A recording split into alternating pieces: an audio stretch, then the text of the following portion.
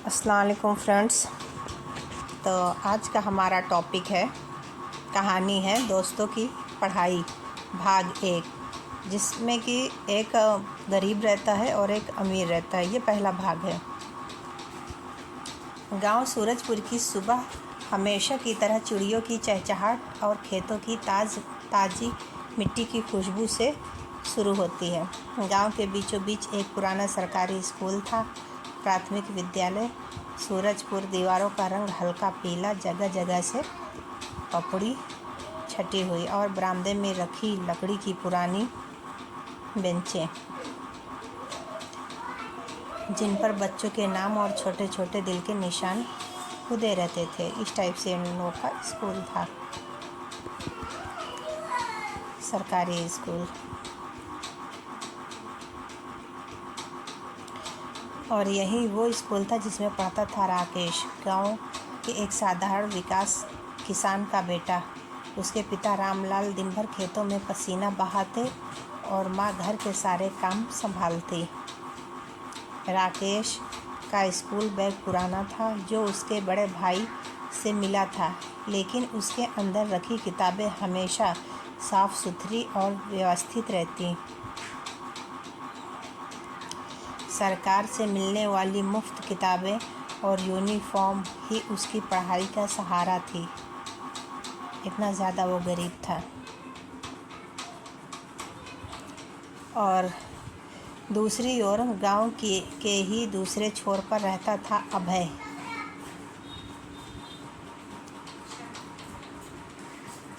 अभय के पिता महेश अग्रवाल गांव में एक किराना दुकान चलाते थे और आर्थिक स्थिति ठीक ठाक थी। अभय को पढ़ाने के लिए उन्होंने पास के कस्बे में एक प्राइवेट स्कूल में दाखिला दिलाया, ग्लोबल पब्लिक स्कूल। उस स्कूल का नाम ग्लोबल पब्लिक स्कूल था।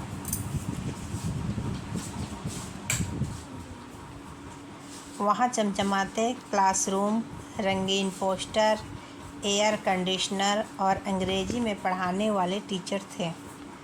अभय हर दिन स्मार्ट यूनिफॉर्म पहनकर, चमकते जूते और महंगे बैग के साथ स्कूल जाता।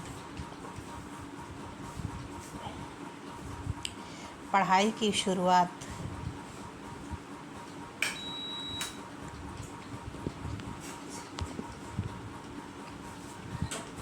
राकेश के सरकारी स्कूल में सुबह की प्रार्थना के बाद बच्चों को ज़मीन पर बैठकर मास्टर जी सुरेश कुमार ब्लैक बोर्ड पर खड़े बड़े साफ अक्षरों में पढ़ाते।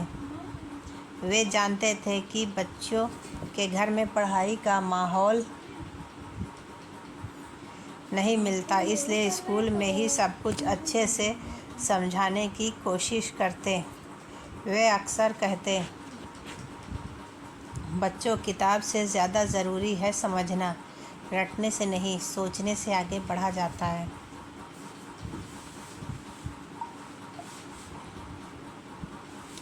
राकेश को ये बातें दिल में उतरती थी। वह सवाल पूछने से नहीं डरता था और मास्टर जी भी हर बात धैर्य से जवाब देते।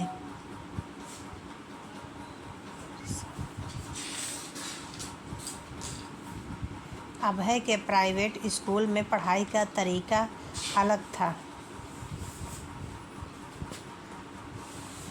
और टीचर किताब से पैराग्राफ पढ़ते, बच्चे नोट्स लिखते और अगले दिन टेस्ट होते। सिलेबस जल्दी ख़त्म करने की होड़ रहती ताकि रिजल्ट अच्छा आए और स्कूल का नाम ऊंचा हो। अभय को पढ़ाई बुरी नहीं लगती थी, लेकिन वह ज़्यादातर चीज़ें सिर्फ परीक्षा पास करने के लिए याद करता था।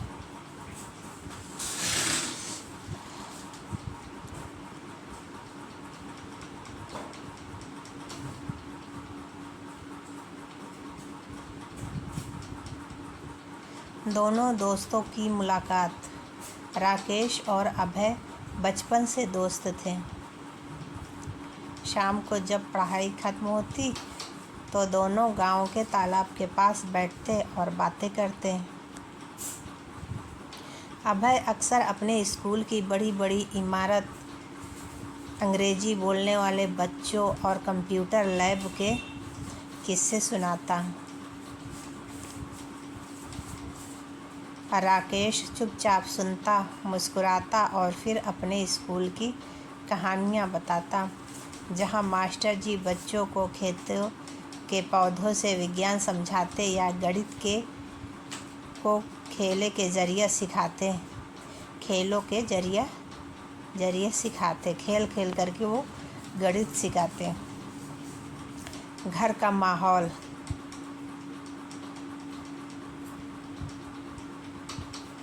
अभय के घर में पढ़ाई के लिए अलग कमरा था। किताबों की अलमारी, स्टडी टेबल और एक चमचमाती ट्यूबलाइट। रात को वह आराम से पढ़ता और फिर टीवी देखकर सो जाता।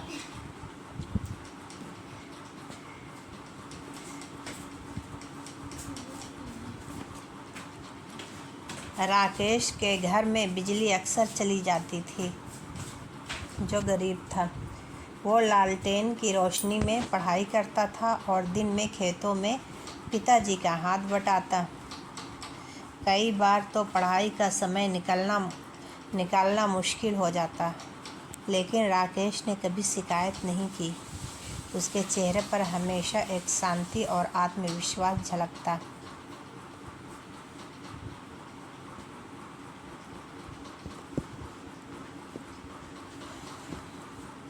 गांव की धारणा।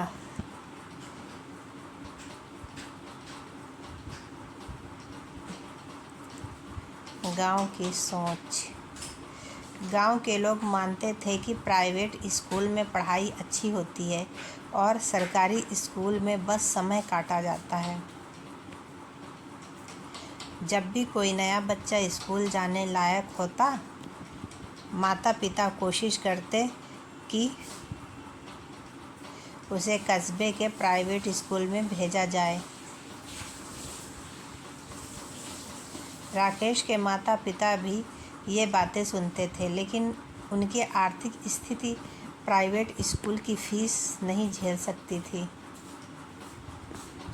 रामलाल अक्सर कहते,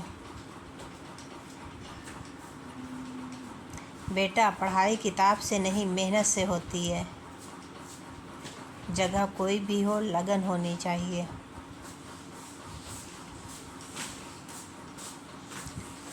पहला बड़ा इम्तिहान।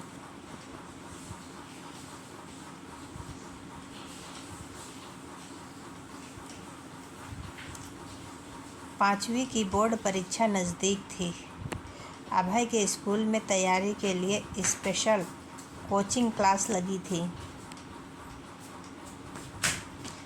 और राकेश के स्कूल में मास्टर जी बच्चों को पुराने साल के सवाल पत्र हल करवाते और हर हफ्ते एक छोटा सा टेस्ट लेते।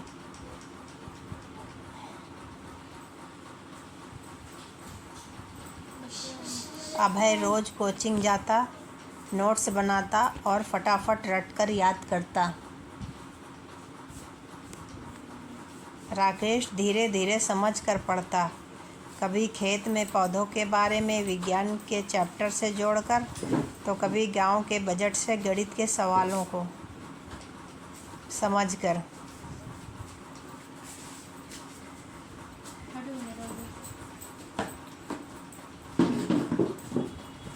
गांव वालों की तुलना।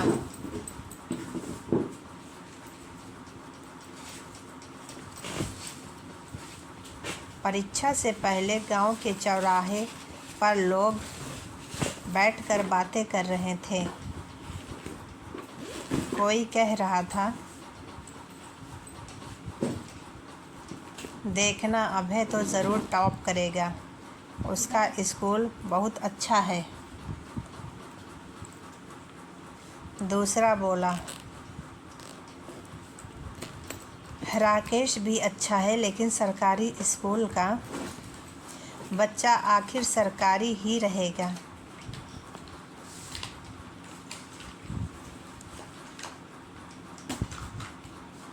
राकेश ने ये बातें सुनी, लेकिन मन में ठान लिया, नतीजा जो भी हो मैं पूरी मेहनत करूँगा।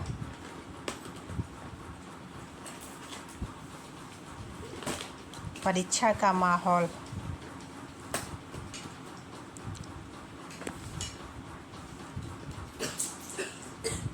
परीक्षा के दिन दोनों बच्चे अलग अलग सेंटर पर गए। अभय के चेहरे पर हल्की सी घबराहट थी। उसने सब कुछ याद तो किया था, लेकिन सवाल थोड़े अलग तरीके से आए। राकेश के चेहरे पर आत्मविश्वास था। उसने कॉन्सेप्ट समझे थे, इसलिए सवाल चाहे जैसे भी हो हल करने का तरीका उसे आता था। तो फ्रेंड्स, आप लोगों ने ये कहानी सुनी। यह एक प्रेरणादायक कहानी है जो गांव सूरजपुर के दो दोस्तों राकेश और अभय की है, जो एक गरीब और एक अमीर है। एक सरकारी स्कूल में पढ़ता है और दूसरा प्राइवेट स्कूल में। पहले भाग में हम देखते हैं कि कैसे अलग अलग माहौल, सुविधाएं और पढ़ने के तरीक़ों के बावजूद असली फ़र्क बच्चे की लगन और शिक्षक की नीयत से पड़ता है। गांव की सोच, घर का माहौल, पढ़ाई का तरीका और पहले बड़े इम्तिहान की तैयारी। और फ्रेंड्स, ये पहला भाग था जिसकी स्टोरी ये है जो आपने सुन ली है। और अब इसका दूसरा भाग भी मैं बहुत जल्द लेकर के आऊँगी, जिसमें कि रिज़ल्ट की घोषणा होगी कि इनका रिज़ल्ट कैसा आया है, दोनों का, दोस्तों का, और दोनों बच्चों का भविष्य के बारे में बात होगी और गांव की सोच में बदलाव, कि वो क्या सही सोच रहे थे, क्या गलत सोच रहे थे, कौन बच्चा पढ़ने में तेज़ है या कौन कमज़ोर है, कि सरकारी स्कूल में पढ़ाई अच्छी होती है या नहीं होती है, ये प्राइवेट स्कूल में कैसी, ये सारी सच्चाई सामने आएंगी दूसरे भाग में। तो फ्रेंड्स, आप दूसरे भाग का इंतज़ार कीजिए। तो फ्रेंड्स, आप कमेंट में ज़रूर बताइएगा कि रिज़ल्ट किसका अच्छा आया है और दोनों बच्चों में कौन क्या बनेगा, ये बताइए। सरकारी स्कूल वाला बच्चा पढ़ाई करके क्या बनेगा और प्राइवेट स्कूल वाला बच्चा पढ़ाई करके क्या बनेगा, और गांव वाले किसकी तारीफ़ करेंगे, गांव वाले दोनों बच्चों के बारे में अब कैसे बदलाव आएगा, क्या सोचेंगे। आप मुझे ज़रूर कमेंट में बताइए। अगर आपको ये स्टोरी अच्छी लगी हो और प्रेरणादायक लगी हो, आपके दिल को छू गई हो, मन को छू गई हो, तो सब्सक्राइब ज़रूर करिएगा। अगर ना अच्छी लगी हो तो कोई बात नहीं। ओके, अल्लाह हाफिज़।